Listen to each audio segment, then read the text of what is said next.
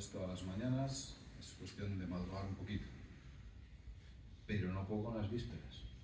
Yo por las tardes, los niños, el trabajo, y sé que es vital para mí como cristiano y en el futuro como diácono ordenado, las vísperas. Pero no encuentro nunca el momento.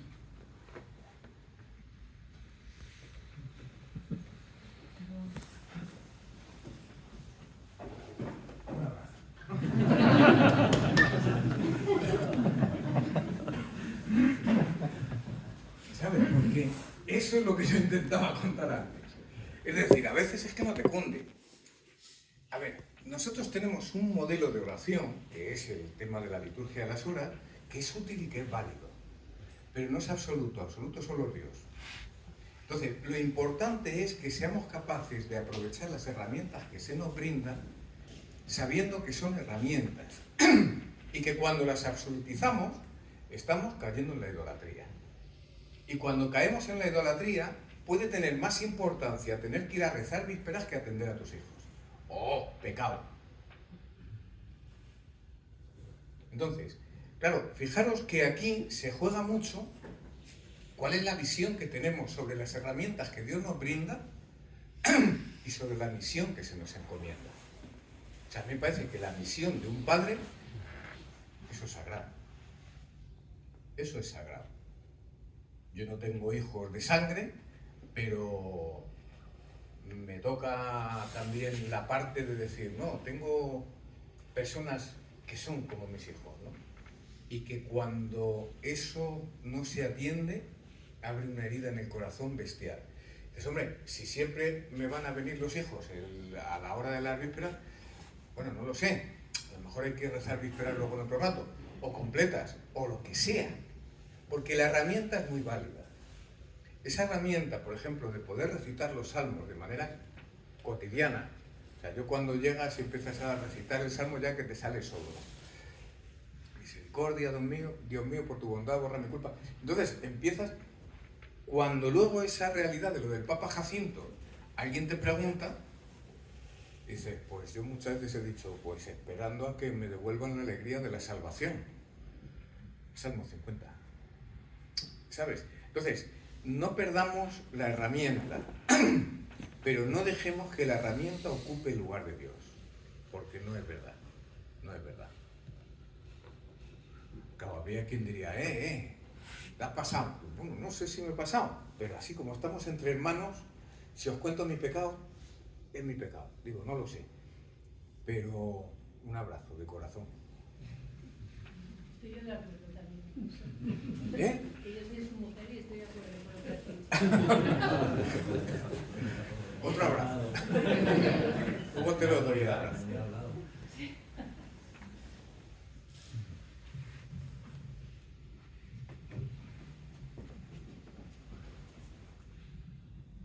Yo me he sentido muy identificado con lo que has dicho porque en un momento determinado de mi vida entró el peregrino ruso también. Y entonces, peregrino ruso de la mano de Pablo II. Me leí el peregrino ruso y el libro que tiene Pablo II sobre la interpretación del peregrino ruso y la biografía del silencio y demás. Y entonces, eso es lo que a mí me valió para también en algún momento, incluso ir por la calle rezando la jacobatoria del peregrino. Pero hay una cosa de la que me has dicho que me ha quedado un poco todavía, y es, tú llegaste a descubrir eso y viste que había que tener esa oración constante, ¿no? Entonces, porque claro, cuando uno se va, lo que tú decías, cuando uno se va de retiro, yo el fin de semana pasado estuve con la parroquia de Santa María de Huerta, que hacemos un retiro de Cuaresma siempre, y nada, claro, lógicamente te metes allí y es otro mundo, ¿no? Hago ejercicios también en verano y demás, bueno, pues esos son momentos en los que eso toca un poco.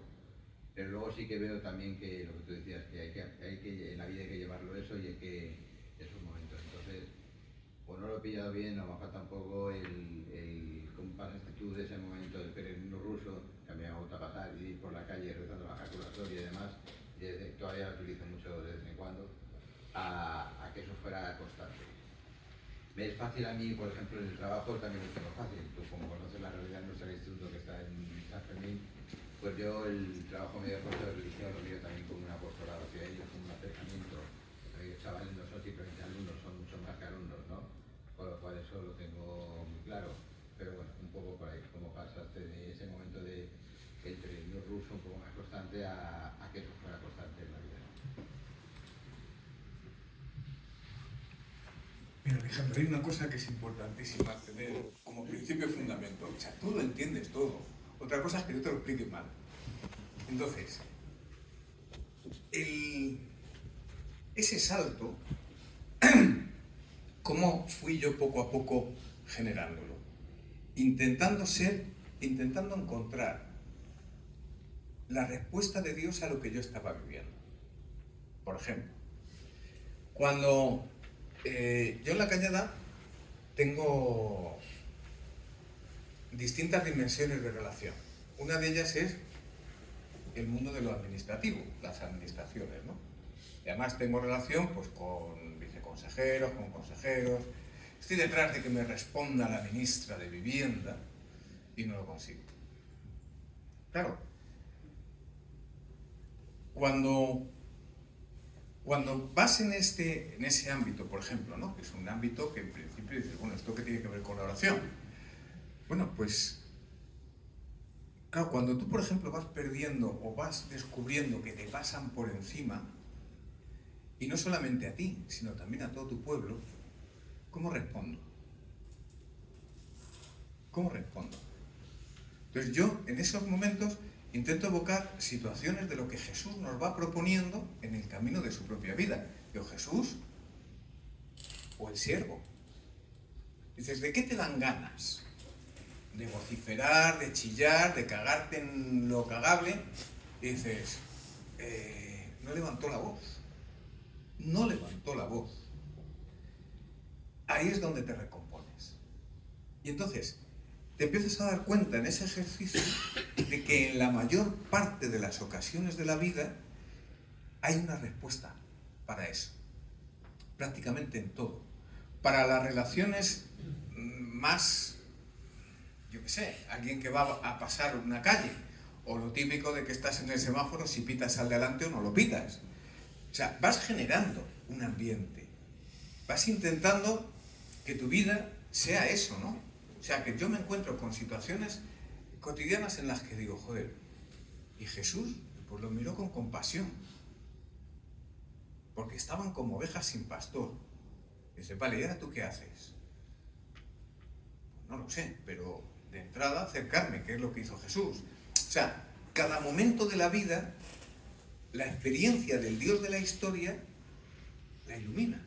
Entonces lo que busco es eso. Es verdad que al principio me costaba trabajo mantener esa tensión. Entonces, cuando tenía un hueco, intentaba reformular esa tensión. ¿Sabes? Un punto en el que encontraba yo mis espacios. Lo digo también por si te vale para las vísperas. No, la víspera lo mismo no cuadra bien porque yo lo hacía conduciendo.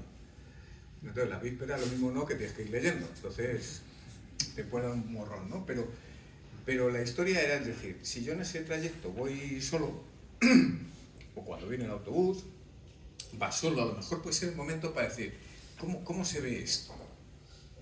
¿Cómo se ve esto, no? Cuando alguien te dice, oye, reza por mí, dices, vale, ¿cómo te miro yo con los ojos de Jesús? ¿Cómo te vería Jesús? ¿Qué haría Jesús? ¿Cómo sería ese latido del corazón de Dios contigo, no? Entonces es el irlo buscando en cada instante. Hay un momento, que no te sabría decir exactamente cuál, que eso empieza a ser un poco más natural. Tampoco es que uno alcance lo de ir andando 2 metros por encima del suelo. No es eso. O sea, esto no tiene mucho que ver con una situación así, no. Es sencillamente el irte acostumbrando a que eso pase. Y yo creo que es verdad que eso al final supone una mística. O sea, en cierto modo, genera una dinámica espiritual en la que te vas acostumbrando. ¿Tú te acuerdas de Mateo? Mateo Camarma. Mateo Camarma a mí me ayudó mucho, porque me decía, eres una mezcla perfecta entre sinvergüenza y místico. Y yo decía, bueno. Claro, y dices, no hay que renunciar a esa parte de sinvergüenza, o sea, no dejas de ser quien eres, ¿no? Pero vas buscando permanentemente el que eso tenga una luz diferente que lo ilumina. Y ahí te encuentras. no es la única manera de vivirlo. O sea, yo lo que os cuento no es cómo hay que hacer la oración. No, ni se me ocurre. Os digo simplemente una propuesta de lo que a mí me ha tocado vivir y que me ha funcionado. Entonces es una herramienta más que tenéis. Pero no es nada más que esa. Entonces si no te funciona, olvídate de todo, Alejandro. Y si te funciona, aprovéchalo. Es eso.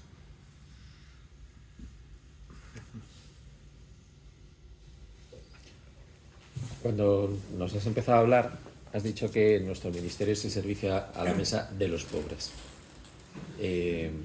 ¿Cómo traduces tu ministerio y el nuestro del servicio a la mesa de los pobres en la liturgia o en el servicio a la mesa litúrgica?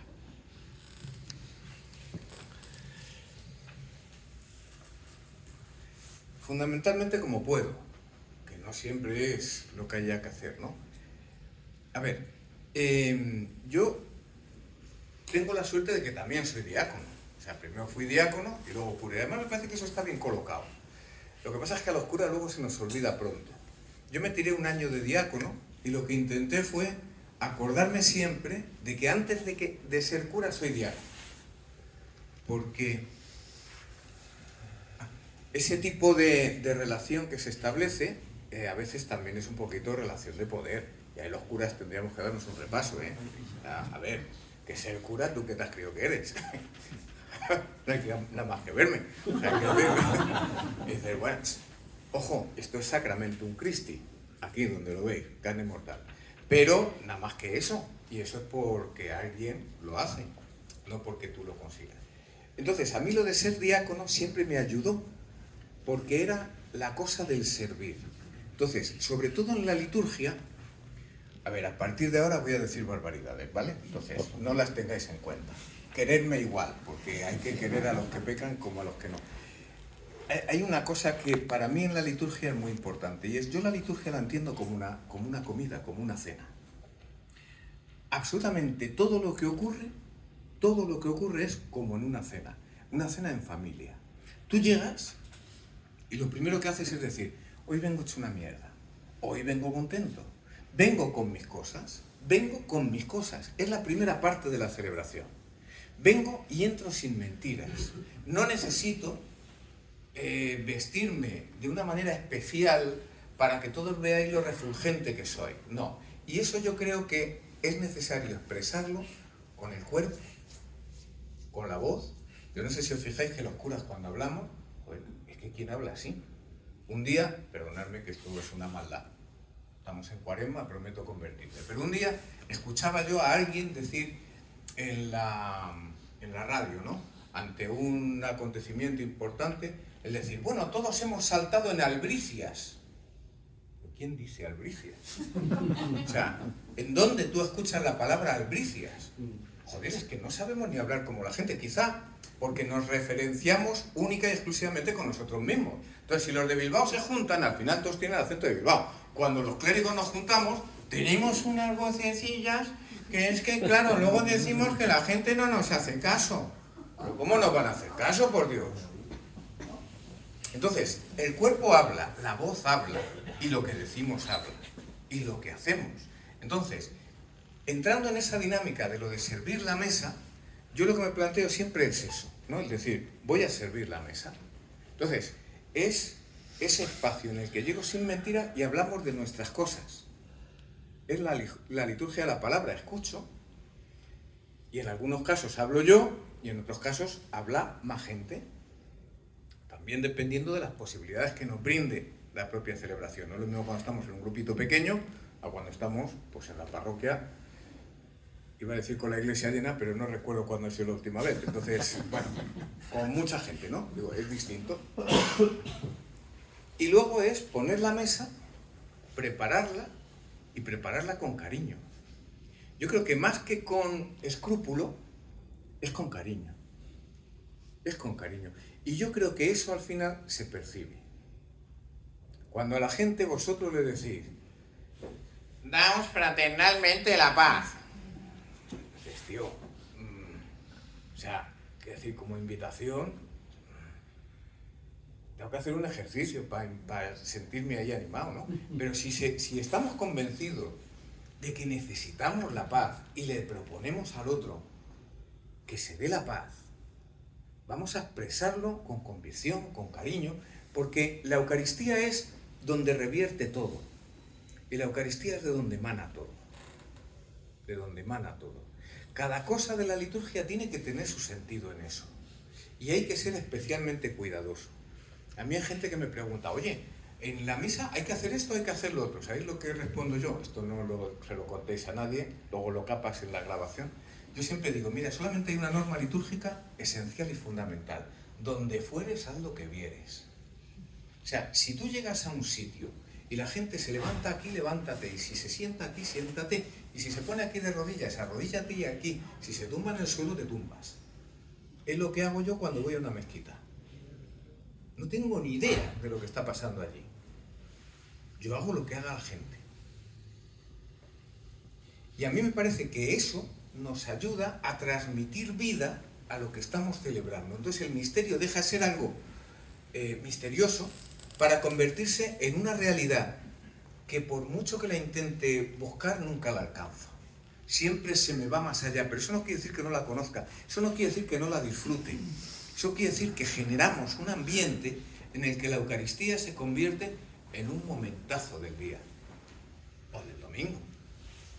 Entonces, yo creo que un poco, yo lo intento vivir así, ¿no? Es decir, vamos a intentar que esa realidad sea vida, que no sea un acto frío, que sea vida, que sea vida. Y ahí es donde también nos vamos a medir, ¿verdad? Ahí también es donde nos vamos... Joder, tío, ahora ya no puedo decir las cosas que estaba diciendo. Sigue. Qué querido, sigue. Entonces, para mí es tan fundamental eso. O sea, que la Eucaristía, que la liturgia sea vida. Esas liturgias en las que el tonillo, el frío, la distancia... es que es muy difícil que la gente pueda sentir, salvo que hayan ido a ver la luz. Si han ido a ver la luz ya les da igual todo lo demás. O sea, tú allí pones la hostia para consagrar y ya está todo el mundo diciendo, oh, ya está, hemos acabado. Pero la Eucaristía es mesa, es encuentro, es comida fraterna. Y eso se tiene que transmitir. Y los diáconos tenéis esa posibilidad también de hacerlo. Cuando pongáis la mesa, ponedla con cariño, como si estuvieseis en casa. ¿Sabéis una cosa que hago yo? Esto es una confesión también personal. Tú esto no lo escuchas. Que es, yo siempre comulgo el último. O sea, yo cuando damos la comunión, yo no comulgo el primero. ¿Por qué? Porque jamás mi madre comió la primera en casa. Mi madre se quedaba para el final. No sé si alguna vez os ha pasado, a ti seguro que sí, de poneros a dar la comunión y que no haya llegado para todo el mundo. Pero yo he comido. Yo no puedo. O sea, si al final falta comida, el que se queda sin comer soy yo. Bueno, esto es una bobada y es una barbaridad y no hay que hacerlo, ¿vale? Pero lo que quiero decir es que le intentemos dotar a la Eucaristía, a la liturgia, de vida. Porque la liturgia tiene que ser vida. Y si la liturgia expresa aburrimiento, cansancio, algo anodino, muerte, bueno, pues al final va a costar mucho trabajo que eso exprese de verdad ese misterio de salvación que Dios nos brinda. Gracias. No voy a cortar nada.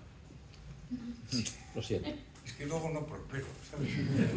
Mira, todos mis amigotes terminaron prosperando. Yo me juntaba con jesuitas y gente de esta. Entonces, uno llegó a ser el que más mandaba en las finanzas del Vaticano. Otro llegó a ser el provincial de todas las acciones sociales, no sé qué, en Sudamérica. Otro llegó a ser no sé qué en una universidad. Y yo, claro, me miro y digo, joder, yo en la cañada. O sea, he terminado para ir al vertedero. Depende de cómo defines progreso. Pero... Sí, bueno, pero el progreso es el progreso. Y yo, ya decía mi padre, hijo, pero ¿tú qué has hecho con tu vida? Bueno, no sé si hay alguna cosa más. Sí, yo te quería preguntar... ¿Quieres el micro? Sí, bueno, no, eso no. ¿Y los jóvenes de hoy? ¿Cómo ven la luz? Pues deben de estar bien, porque no los veo, digo. Yo no los veo. A ver, los jóvenes de hoy, ¿cómo ven la luz? Bueno, no tengo mucha idea de cómo responder a eso. Yo creo que los jóvenes de hoy tienen una vida compleja, una vida muy complicada en cuanto a horizonte. Y no tenemos que convencer a estos jóvenes con los jóvenes. O sea, cuando hablamos de estos jóvenes, claro, estos jóvenes pueden tener determinadas perspectivas. Por ejemplo, los de San Fermín. Pues esos van a ser jóvenes que difícilmente se van a poder independizar y tal. Si solamente veo a los jóvenes como eso, claro, las respuestas serían distintas a si veo a los jóvenes también como quien procede de una familia que va a ser capaz de dotarte de una situación en la que incluso te vas a poder independizar antes de los 30. Entonces, claro, cuando hablamos de los jóvenes, ¿de qué hablamos? ¿De qué jóvenes hablamos? Eso yo creo que habría que colocarlo. Luego yo creo que los jóvenes tienen otro factor que no sé tampoco yo cómo abordar. O sea, yo soy un fracasado, bueno, eso no sé si os lo he dicho, pero yo soy un fracasado. Si fuese por una cuestión de lista de resultados de estos, ¿no?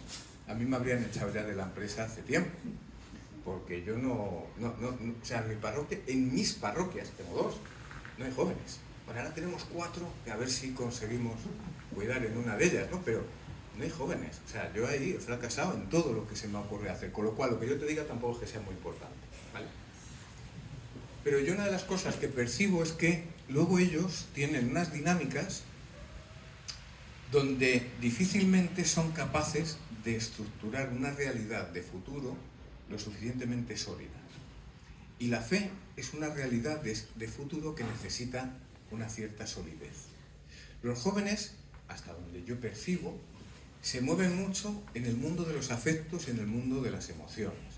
Ahora ha sacado la conferencia episcopal una cosa, no sé cómo se llama, una nota, y entonces dice, bueno, me he sentido hasta bien. Digo, joder, a lo mejor la culpa no la tengo yo. Pero dices, claro, hay determinadas dinámicas en la propia juventud que les pueden nublar el horizonte de lo que persiguen. Entonces, no lo sé muy bien. Y yo creo que aquí hay que hacer lo que estábamos diciendo antes, ponerse a intentar mirar con los ojos de Dios. Renunciar a nuestras miradas previas y mirar con los ojos de Jesús. ¿Para qué? Para intentar descubrir a dónde nos lleva esto. Es verdad que hay algunas dinámicas que generan mucha afinidad con determinados jóvenes, no con todos, pero sí con determinados por lo menos. ¿Eso es despreciable? En ningún caso. Una sola persona que encuentre un camino que le pueda llevar a Dios me parece que es suficiente como para decir vamos a apostar por ello. Pero tenemos que tener cuidado para no nublarnos, para decir, esto es, no lo sé, no sé si esto es, o esto es solo esto, o no lo sé, habrá que verlo. No podemos despreciar nada, pero tenemos que asegurarnos bien de que los procesos que iniciamos con la gente más joven realmente les lleven a Cristo. Y eso tiene que ver, según lo que decían los obispos, ¿no? Por una parte, una confesión de la fe que sea consciente. O sea, no todo es la fe. O sea, hay cosas que no tienen que ver con la fe. Y la fe es amplia. O sea, la fe no solamente es una parte de la vida, no es solamente una parte concreta de la vida. Cuando hablamos de la fe, hablamos de algo que necesitamos conocer.